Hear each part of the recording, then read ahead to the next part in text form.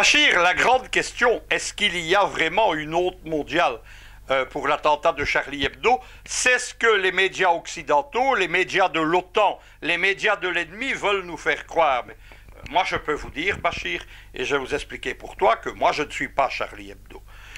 Et des dizaines et des dizaines de milliers d'Européens, notamment qui soutiennent ma position sur les réseaux sociaux, ne sont pas Charlie Hebdo. Et des dizaines de milliers d'Africains ne sont pas non plus Charlie Hebdo. C'est même l'inverse. Il y a de terribles critiques contre les présidents africains qui ont apporté leur soutien à la marche de Paris. La première chose qu'il faut dire, Bachir, c'est la compassion pour les victimes et les familles de l'attentat. Et je vais vous ajouter quelque chose. La plupart des gens lobotomisés qui expliquent qu'ils sont Charlie n'ont jamais lu une ligne. Moi, je lis Charlie Hebdo depuis les débuts de mon parcours politique au début des années 70 et j'ai été particulièrement touché par l'assassinat du génial Cabu qui était mon caricaturiste politique préféré. Cette compassion n'excuse pas et n'autorise pas toutes les récupérations du système. Et cette position-là, ce n'est pas que la mienne, Bachir. C'est aussi celui de plusieurs dessinateurs de Charlie Hebdo eux-mêmes. Luce, qui est un rescapé de l'attentat, qui explique qu'il n'est pas d'accord avec la marche de dimanche, qui explique que tous les gens qui vont défiler n'ont rien compris à l'esprit de Charlie Hebdo, qui est un esprit anti-système. Willem, autre grand dessinateur de Charlie, qui lui explique qu'il n'a rien à faire de toute cette fausse compassion et qu'il est en désaccord total avec ceux qui vont marcher dimanche. Vous noterez que ces gens à qui on aurait dû donner la parole en premier sont effacés des plateaux de télévision depuis qu'ils ont exprimé leur désaccord avec la récupération par le régime français et l'OTAN de l'attentat de Charlie Hebdo.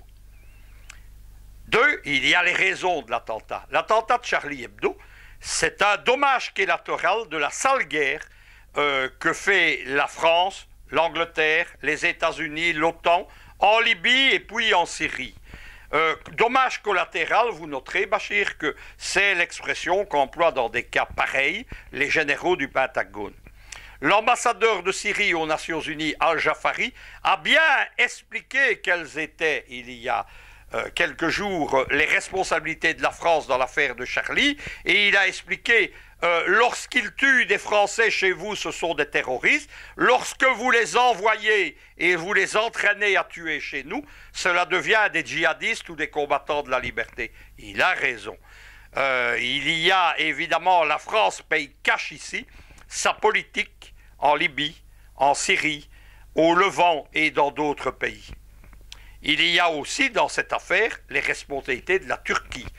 J'en ai parlé tout à l'heure en sujet d'accueil, mais que ce soit la Maison-Blanche d'Obama ou la Turquie qui a osé présenter ses condoléances, alors que ce sont le gouvernement et les services secrets turcs depuis le début 2011 qui sont la plateforme tournante et qui organisent matériellement, logistiquement et financièrement l'encadrement des filières djihadistes. Sans l'accord du gouvernement turc, aucun djihadiste n'aurait pu pénétrer en Syrie, par exemple.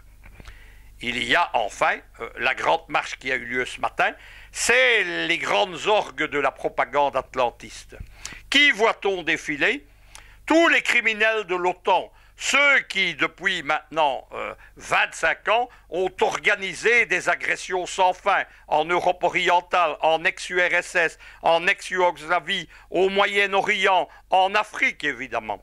Il y a deuxièmement une grande opération de resserrement du régime français allant de l'extrême droite, puisque François Hollande a reçu Marine Le Pen. Marine Le Pen, soit dit en passant, grand ennemi de Charlie Hebdo. Eh bien, elle a été reçue à l'Élysée de l'extrême droite à l'extrême gauche de Mélenchon, en passant par la droite sarkozyste, par les Verts kaki, par les socialistes, par les partis centristes. Le système français resserre les boulons au moment où la France fait face à une des grandes crises politiques et économiques de son histoire. Cerise sur le gâteau, on va même voir défiler à Paris un criminel de guerre Poroshenko, le président ukrainien, qui est un criminel de guerre lorsqu'il fait la guerre, une sale guerre, contre son peuple plus dans le Donbass, contre les républiques de Donetsk et de Lugansk, mais pas seulement. Les Africains se souviennent aussi de Poroshenko, criminel de guerre, l'un des grands protagonistes de la guerre du cacao en Côte d'Ivoire. Voilà donc les gens qui vont défiler. Derrière eux, des centaines de milliers de Français et d'Européens. Je suis triste de devoir assister à ça, mais totalement lobotomisé, totalement abruti par la propagande des médias de masse, où pas une seule voix dissidente ne peut s'exprimer. Il y a enfin une dernière chose en arrière-plan de tout ça, c'est la volonté de resserrer la répression au sein de l'Union européenne sous prétexte de guerre au terrorisme, mais en fait pour faire face aux explosions sociales que l'oligarchie européenne sait arriver prochainement.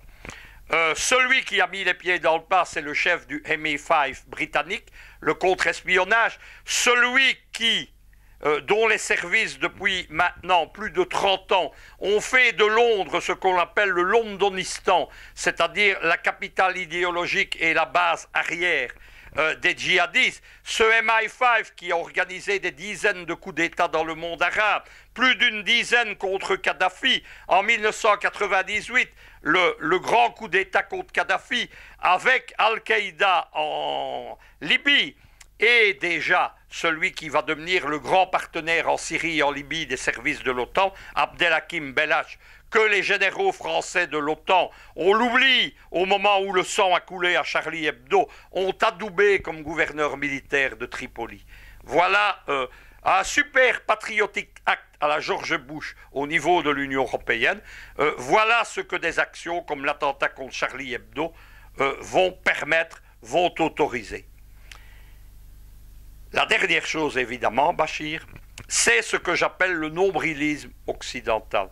C'est-à-dire que 12 morts à Paris comptent plus que des dizaines de milliers de morts répétés inlassablement dans de nombreux États. Les 75 000 morts des bombardements de l'OTAN en Libye, les presque 100 000 morts de la guerre civile syrienne, je le répète, initiée, organisée par les puissances atlantistes et principalement justement Washington et Paris. Et ça ne s'arrête pas là évidemment, tous les morts de ces États déstabilisés en Afrique. A-t-on fait une grande marche à Paris pour les milliers de victimes de Boko Haram au Nigeria ou au Cameroun? Non, évidemment. Ça n'intéresse pas l'oligarchie occidentale et ça n'intéresse pas la classe politico-médiatique, ceux que des journalistes dissidents aux États-Unis ont appelés les prostitutes. Eh bien, ça ne les intéresse pas, tout ça. Dernière chose, Bachir, il y a tout cet arrière-plan sombre derrière l'attentat de Charlie Hebdo, toutes ces choses étranges et diminuées. Il y a eu, et il faut aller aux États-Unis pour que ces enquêtes aient lieu, parce que au cœur de la grande métropole impérialiste précisément, il y a encore des journalistes libres, un journalisme qui n'existe plus que sur les réseaux sociaux en Europe. Nos amis de Veterans Today, par exemple, eux accusent le Mossad. C'est une association d'anciens vétérans de l'armée, des services secrets, mais qui reprend aussi de nombreux députés américains, des congressmen. Il y a le grand journaliste Alex Jones, qui lui accuse la CIA. Il a mis notamment en rapport les liens qui existaient entre l'un des terroristes qui a été immédiatement abattu. Abattu, ça veut dire pas d'enquête, pas de procès, pas de révélation, qui est Saïd Kouachi. Saïd Kouachi avait rencontré il y a 4 ans au Yémen un soi-disant leader djihadiste, il s'appelle Anwar Halawaki, mais Anwar Halawaki, Alex Jones a révélé qu'il avait également participé via les Saoudiens à des réceptions à la Maison-Blanche et qu'il avait notamment participé à un dîner privé avec Barack Obama. On est là derrière toute une série de choses troubles. Il y a aussi cette affaire du policier abattu, vidéo qui a été prise par un amateur qu'on n'attendait pas, qui a été immédiatement censurée sur YouTube, mais il était trop tard, et où l'on voit ce qui est présenté comme une exécution d'une balle dans la tête à la Kalachnikov, avec des terroristes qui tirent à côté et un policier qui dit ça va chef. Voilà. Voilà un autre des non-dits. Il y a la fameuse carte d'identité, évidemment abandonnée par hasard par des super professionnels très calmes qui tout à coup deviennent bien nerveux. On pense aussi aux passeports trouvés dans les débris des tours jumelles du World Trade Center. On est là évidemment dans des manipulations de services secrets. 99% des milieux djihadistes sont infiltrés, contrôlés par les services secrets américains et par les services secrets des pays de l'Union européenne et de l'OTAN. Quand ils ont pu organiser les filières djihadistes, aller en Somalie, en Érythrée, en Libye, au Yémen ou en Syrie, c'est évidemment parce qu'on les a laissés faire. Et parce qu'au même, on leur a donné un grand coup de pouce. C'était un pays membre de l'OTAN précisément. C'était la Turquie d'Erdogan. J'avais à Damas à 2 reprises, lors d'un voyage en 2013 avec des parlementaires belges, puis il y a quelques semaines lors de la grande conférence prémonitoire terrorisme et extrémisme religieux, j'avais averti que le danger, la dangerosité des djihadistes ne concernait plus, bien entendu, uniquement les Syriens ou les Libyens, mais que malheureusement les peuples européens allaient payer dans le sang et les larmes les criminels politiques, la politique irresponsable de leurs dirigeants. J'ai malheureusement, Bachir, une fois de plus, été un Cassandre.